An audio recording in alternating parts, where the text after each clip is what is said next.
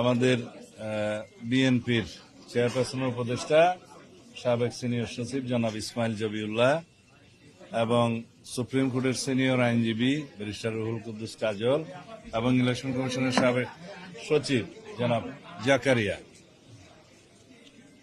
আমরা কিছু গুরুত্বপূর্ণ বিষয়ে এবং কিছু আইনি বিষয়ে, আচরণবিধির কিছু বিষয়ে আমরা কথা বলতে এসেছিলাম।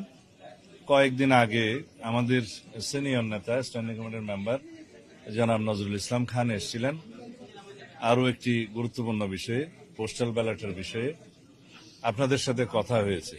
আমরা আজকে যে সমস্ত বিষয়ে আইনি ব্যাখ্যা কিছু ওনাদেরকে বুঝিয়েছি, কিছু কিছু পয়েন্টে, আরপিওর কিছু পয়েন্টে, আচরণবিধির কিছু পয়েন্টে, এবং আর দুই একটা বিষয়ে আমরা উদ্বেগ প্রকাশ করেছি। এগুলো তাদের সাথে আলোচনা হয়েছে। তা আমার মনে হয় এর বেশি কিছু বলার নাই। তারা এগুলো বিবেচনা করবেন, কমিশনে বৈঠক করে সেটুকু আশ্বস্ত করেছেন।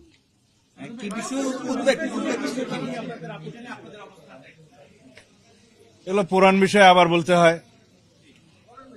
এই যে পোস্টাল ব্যালট যেগুলো প্রবাসীদের জন্য পাঠানো হয়েছে, আমরা বলেছি আগের মতোই উদ্বেগ প্রকাশ করেছি, এখানে সঠিকভাবে বিবেচনা করা হয় নাই।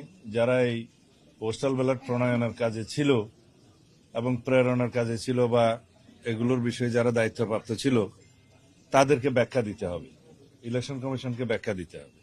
এবং এখন যে সমস্ত পোস্টাল ব্যালটগুলো আপনারা দেখছেন বিভিন্নভাবে সোশ্যাল মিডিয়াতে ভিডিও আকারে আসছে, এক একটা বাসায় 200-300 করে ব্যালট পাওয়া যাচ্ছে, কোথাও কোথাও জব্দ করা হচ্ছে, কোথাও কোথাও এখনই ভোটিং শুরু হয়ে গেছে, যেটা 22 তারিখে হওয়ার কথা, এবং কোথাও কোথাও বলছে একজনের নাম্বার দিয়ে আরেকজনের পোস্টাল ব্যালট গ্রহণ করছে।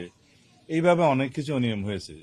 যেহেতু বাংলাদেশে প্রবাসীদের ভোটদানের এই নিয়মটা এই প্রথম এক্সারসাইজ হচ্ছে, এখানে কিছু ভুলভ্রান্তি থাকতে পারত, তবে যে ভুলভ্রান্তিটা হচ্ছে এখানে আমরা ভিক্টিমাইজড, আমরা ক্ষতিগ্রস্ত হচ্ছি, এবং একটি নির্দিষ্ট রাজনৈতিক দলের পক্ষে হয়ে কিছু কিছু এখানে কাজ হয়েছে বলে আমাদের ধারণা, এবং সেটা প্রকাশিত হয়েছে। আসলে ধারণাও নয়, সেটা প্রমাণিত হচ্ছে। এখন আমরা বলেছি এই বিষয়ে আপনাদেরকে পরিষ্কার ব্যাখ্যা দিতে হবে। এই প্রবাসীদের কাছে যে সমস্ত ব্যালট পাঠানো হয়েছে, কিভাবে পাঠানো হয়েছে, তারা কিভাবে ভোট দিবে, ওখানে কিভাবে স্ক্যান করবে, আর এক জায়গায় যদি 200-300 ব্যালট পাওয়া যায় সেক্ষেত্রে কি ব্যাখ্যা দিবেন, পররাষ্ট্র মন্ত্রণালয় কি ব্যবস্থা নেবে, এই সমস্ত বিষয়ে আমরা আলাপ করেছি। তারা তাদের ব্যাখ্যাটা দিবেন আপনাদের কাছে। আমার মনে হয় আজকেও দিতে পারে, কালকেও দিতে পারে, তাদের সময় মতো দিবেন। আর আচরণবিধির বিষয়ে আমরা একটা বিষয় দৃষ্টি আকর্ষণ করেছি, যে ভোটার স্লিপ প্রদানের ক্ষেত্রে আমরা যেহেতু চাই অধিকাংশ ভোটার ভোটে অংশগ্রহণ করুক, দেশে সবাই চায়, তো সেই ক্ষেত্রে তারা যাতে তাদের ভোটের নাম্বারটা এবং প্রার্থীর নাম, প্রতীক ইত্যাদি পায় ভোটার স্লিপের মাধ্যমে, সহজ হয়। সেটা না করে তারা ভোটার স্লিপের মধ্যে বলেছে কোনো পার্টির নাম দেওয়া যাবে না, মার্কা দেওয়া যাবে না, এবং প্রার্থীর ছবি দেওয়া যাবে না। এগুলো আমরা হচ্ছে পুনর্বিবেচনা করা দরকার। আচরণবিধি যেহেতু ইলেকশন কমিশন নিজেরাই এটা পরিবর্তন করতে পারবে, সুতরাং এই বিষয়টা বিবেচনায় নেয়া। কারণ প্রত্যেক প্রার্থী ভোটার স্লিপ দিবে, ভোটার স্লিপ পেলে ভোটার নিজে চিন্তা করবে কোন দিকে দিবে না দিবে, বাট তার জন্য সহজতর করা এটা উচিত। আমরা নির্বাচনকে যেন কঠিন না করি, সহজতর করি এবং অধিকাংশ ভোটার যেন ভোট দিতে পারে। আরো দুই একটি বিষয় আমরা আলোচনা করেছি, সেটা প্রেসে বলা ঠিক হবে না। আমার মনে হয় আমাদের উদ্যোগগুলো আমরা জানিয়েছি, আলোচনা করেছি।